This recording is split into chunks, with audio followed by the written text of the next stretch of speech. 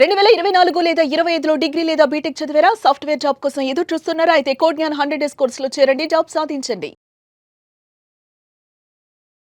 సరే, హెచ్ఆర్ఏకి సంబంధించి మనం ప్రీవియస్ ఎపిసోడ్లో మాట్లాడుకోవడం జరిగింది. అందులో మీరు హెచ్ఆర్ఏ అనేది డిఫరెంట్ ప్లేసెస్కి డిఫరెంట్గా ఉంటుంది అని చెప్పారు. అండ్ ఎస్పెషల్లీ ఈరోజు మనం మాట్లాడుకుంటే హెచ్ఆర్ఏ ఏదైతే ఉందో అది కంప్లీట్గా రిడక్షన్ అయ్యే ఛాన్స్ ఉందంటారా? అలా కూడా ఉంటుందా? కంప్లీట్గా రిడక్షన్ అయ్యే ఛాన్స్ ఉందమ్మా. ఆ కంప్లీట్గా రిడక్షన్ అయ్యే ఛాన్స్ కూడా గత వీడియోలో కూడా నేను విన్నవించాను. ఏదైనా మీరు హెచ్ఆర్ఏ ఎంత పొందారో అంతా కూడా రిడక్షన్ చూపించాను నేను. తర్వాత కొంతమేరకు అంటే రెంట్ పే చేసిందే విషయంలోనే మీకు రిడక్షన్ చూపిస్తాను. తర్వాత అసలుకే హెచ్ఆర్ఏ ఎగ్జామ్షన్ రాని సందర్భం కూడా ఉంటుందమ్మా. అది కూడా ఒకసారి క్లియర్గా ఎక్స్ప్లెయిన్ చేసే ప్రయత్నం చేస్తారా సార్? అయితే దీంట్లో ఎగ్జాంపుల్ 3 చూద్దామమ్మా. ఇక్కడ సేమ్ వేణునే ఇది drawing basic salary 55,000 per month, DA 7,000 per month, receipt of HRA 25,400 per month, is residing at Hyderabad, paying 31,500 per month. అంటే ఇతను దీనికి ఫ్యామిలీ చాలా పెద్దది అయి ఉండొచ్చు, అందుకని 31,000 ఇస్తానండి. ఏదో 3 bedroom పెద్ద ఫ్యామిలీ అయి ఉండొచ్చు, ఇద్దరికైతే అవసరం లేదు కదా. సో ఇతను రెంట్ పే చేసేదాన్ని బట్టి ఇతనికి ఎగ్జామ్షన్ ఎలా వస్తుందో ఒకసారి చూద్దాం, పరిశీలిద్దాం. సో గతంలో చెప్పుకున్నట్టుగా క్యాల్కులేషన్ ఆఫ్ శాలరీ వచ్చేటప్పటికి బేసిక్ శాలరీ 55,000 6,60,000 అయింది. తర్వాత డిఏ వచ్చేటప్పటికి 7,000 కాబట్టి 84,000 అయింది. హెచ్ఆర్ఏ క్యాల్కులేషన్ కొరకు మీకు శాలరీ లెక్కేస్తే 7,44,000 అయిందమ్మా ఇక్కడ. తర్వాత హెచ్ఆర్ఏ ఎగ్జామ్షన్ క్యాల్కులేట్ చేసుకునే విధానం కూడా మీరు గత 2 దాంట్లో చూశారు కాబట్టి యాక్చువల్ హెచ్ఆర్ఏ రిసీవ్డ్ 3,04,800 అమ్మ. తర్వాత rent paid in excess of 10% of salary ఎంత ఉందో చూద్దాం. దీంట్లో ఏంటంటే రెంట్ ఎంత ఉందమ్మా? 31,500 × 12 = 3,78,000 అమ్మ. దాంట్లోంచి 10% తీసేయండి. తీసేస్తే మీకు 10% ఆఫ్ ఇది 7,44,000 కదా. ఎంత వచ్చిందమ్మా? 74,400. అది తీసేస్తే ఎంత వచ్చిందమ్మా? 3,03,600 వచ్చింది. తర్వాత ఇతను నాన్ మెట్రో కాబట్టి మళ్ళీ 40% ఆఫ్ శాలరీ లెక్కేసుకుంటే 2,97,600 రూపాయలు. అంటే ఇక్కడికి ఎంత వస్తుంది ఇతనికి వచ్చిన హెచ్ఆర్ఏ కూడా రాలేదు, తర్వాత రెండో ఆప్షన్ కూడా ఇతనికి వర్తించలేదు. ఇక నేను 2,97,000 మాత్రమే ఇతనికి వర్తిస్తాను చూడండి.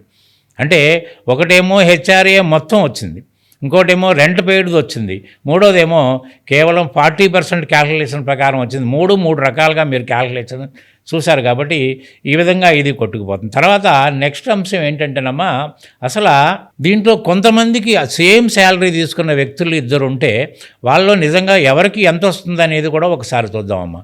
దీంట్లో చూడండి, the following table sowing the same salary of 2 employees with the different rental payments. Salary ఒకటే, రెంటల్ పేమెంట్ వేరు. ఓకే, దాన్ని బట్టి చూద్దాం. ఇక్కడ చూడండి, బేసిక్ శాలరీ 30,000 అంటే 3,60,000, 3,00,000. ఏకి 3,60,000, బీకి కూడా 3,60,000, డిఏ కూడా 1,50,000, 1,50,000. తర్వాత టోటల్ హెచ్ఆర్ఏ క్యాల్కులేషన్ ఎంత వచ్చిందమ్మా? 5,10,000, 5,00,000. సమానమైన శాలరీ తీసుకున్నారు ముగ్గురు, ఏ అండ్ బి. కానీ హెచ్ఆర్ఏ క్యాల్కులేషన్ ఎలా పోయిందో చూడండి. ఇక్కడ హెచ్ఆర్ఏ రిసీవ్డ్ 1,05,750, ఇది కూడా సేమ్, ఎక్కడ తేడా లేదు. రెంట్ పెయిడ్ మైనస్ 10% ఆఫ్ శాలరీలో 39,000 రూపాయలు ఇక్కడ వచ్చింది, ఇక్కడ నిల్లు వచ్చింది. తర్వాత 40% ఆఫ్ శాలరీలో 2,04,000, 2,04,000. దీన్ని రెంటల్ పేమెంట్ చూద్దాం. ఏ వచ్చినప్పటికీ ఏమో 90,000 రూపాయలు రెంటల్ పేమెంట్ ఉంది. తర్వాత 5,10,000 రూపాయల్లో 10% అంటే 51,000. అంటే అతనికి ఎంత వచ్చిందమ్మా? 39,000 ఎగ్జామ్షన్ పార్ట్ వచ్చింది ఇక్కడ. అర్థమైందమ్మా?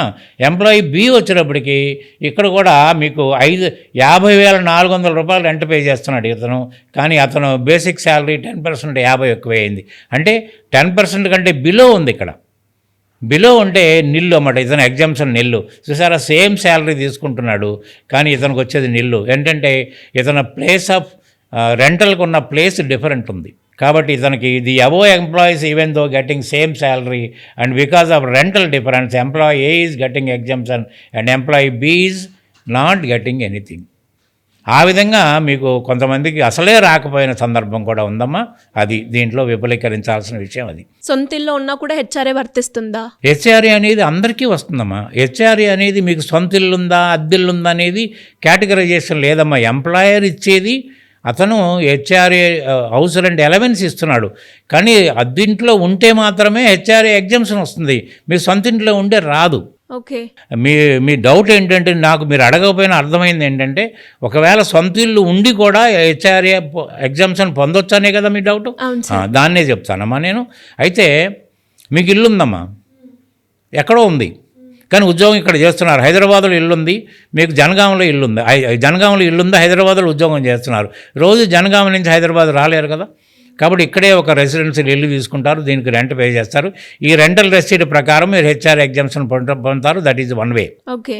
తర్వాత కానీ హైదరాబాద్లోని ఇల్లుంది, ఉప్పల్లో ఇల్లుంది, హైటెక్ సిటీలో ఉద్యోగం చేస్తున్నాడు. ఈ ట్రాఫిక్ సమస్యలు ఇవన్నీ వెళ్తే రోజు ఉద్యోగానికి వెళ్ళి రావడం అనేది ఒక రకమైన లేబోరిజం.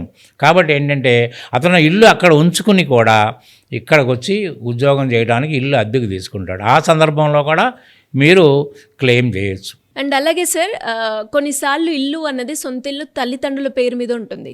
అలాంటి సందర్భాల్లో ఎలా ఉంటుంది సార్? తల్లిదండ్రుల పేరు మీద ఉండటానికి వీల్లేదమ్మా. ఎవరైతే హెచ్ఆర్ఏ ఎవరైతే పొందుతారో వాళ్ళ పేరునే ఇల్లు ఉండాలి. తల్లిదండ్రుల పేరు నుండి ఎలా చెందుతుందమ్మా? అది కుదరని సమస్య. కానీ మీరు అడిగిన ప్రశ్నకి ఇంకో రకంగా సమాధానం చెప్తాను. ఎలా అంటేనమ్మా, ఇప్పుడు సొంత ఇల్లు ఉంది, ఉప్పల్లో ఇల్లు ఉంది, హైటెక్ సిటీలో ఉద్యోగం చేస్తున్నాడు. కానీ మీ పేరెంట్స్ని దాంట్లో ఉంచండి, దాని నుంచి ఏ విధమైన ఆదాయం మీకు రావట్లే, కానీ ఎగ్జామ్షన్ పొందొచ్చు. మీకు సొంత ఇల్లు ఉంది కానీ హెచ్ఆర్ ఎగ్జామ్షన్ పొందుతున్నారు. తర్వాత ఒక ఇల్లు కాదమ్మా, 2 ఇళ్ళు వరకు అవకాశం ఉందమ్మా. కానీ 3వ ఇల్లు ఉంటే మాత్రమే మీరు అద్దెకి ఇవ్వకపోయినా ఆ చుట్టుపక్కల ప్రాంతంలో ఆ ఇంటి అద్దెకిస్తే ఎంత వస్తుందో ఆ అద్దెని మీరు ఆదాయంగా తీసుకోవాలమ్మా. అది ఒక డేంజర్ ఉంది ఇక్కడ. భార్య పేరు మీద కనుక ఇల్లుంటే అలాంటి సందర్భాల్లో తనకి అద్దించే బెనిఫిట్ ఉంటుందంటారా? అయితే దీంట్లో కొంత ఆర్గ్యుమెంట్ పాయింట్ ఒకటి ఉందమ్మా. భార్య భర్తలు ఒకటే కదా, భార్యకు రెంట్ ఇవ్వటం ఏంటనే ఆక్షేపణ కూడా చాలామంది చెప్పారు. ఇది పెద్ద డిస్కషబుల్ పాయింట్ కూడా అయిందమ్మా. కానీ భార్య స్వార్జితమై ఉండి ఆమె పేరున ఇల్లుండి ఆమె స్వార్జితం అయి ఉంటే ఖచ్చితంగా ఆమెకు అద్దె, అసలు భార్యకి ఏంటమ్మా పేరెంట్స్కి కూడా అద్దె ఇవ్వచ్చు. పేరెంట్స్ ఇంట్లో మనం ఉంటున్నాం, మనం వేరే విధంగా ఇవ్వకుండా పేరెంట్స్కి నేను అద్దెంట్లో ఉంటున్నానే భావంతో పేరెంట్స్కి ఇవ్వచ్చు. పేరెంట్స్కి ఇచ్చినా భార్యకి ఇచ్చినా కూడా మీరు అద్దె ఎగ్జంప్షన్ పొందడానికి 100% ఎలవబిలిటీ ఉంటుందమ్మా. కానీ భార్య స్వార్జితంతో ఆ ఇల్లు కట్టబడి ఉండాలి, అది గుర్తుపెట్టుకోండి. సరే, ఇప్పుడు మీరు అన్నట్టుగానే రకరకాల అజంప్షన్స్ దాంతోపాటు ఎక్సెప్షన్స్ ఉన్నాయి హెచ్ఆర్ఏకి సంబంధించి. సో అలాంటి సందర్భాల్లో ఎవరైనా కూడా మిమ్మల్ని అప్రోచ్ అయ్యి క్లియర్గా ఇన్ఫర్మేషన్ తెలుసుకోవాలి అంటే ఎలా ఉంటుందంటారు? ఖచ్చితంగానమ్మా, ఏ సందర్భమైనా ట్యాక్స్ మ్యాటర్సే కానివ్వండి, హెచ్ఆర్ఏ మ్యాటర్స్ కానీ ఏ సందర్భంలో అయినా మీ యొక్క సమస్యను నాకు చెప్పచ్చు. దానికి తగిన సలహాలు సూచనలు నేను ఇస్తాను. Thank you sir. Thank you very much అమ్మా.